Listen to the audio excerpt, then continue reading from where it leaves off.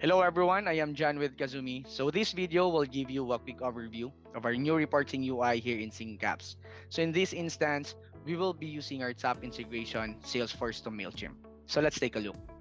So in my account, I have created a setup name, high-end units. So my configuration is very simple.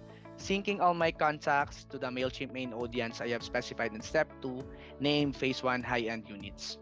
I have now run the sync and here's the results. So as you can see, it is now easier to track the summary reports like the API calls, process records, reports logs, error logs from Salesforce to MailChimp and vice versa. By the way, one API call from Salesforce to MailChimp is equal to 500 records, and from MailChimp to Salesforce, that will depend on what specific features have you turned on in your setup. And if you want to see the details of reports, you can just scroll down here, then see the Salesforce to MailChimp tab and vice versa.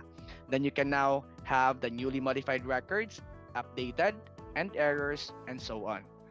Again, this is John with Cazoomi. Thank you for watching the video and don't forget to like and subscribe and hit that notification bell for more videos like this.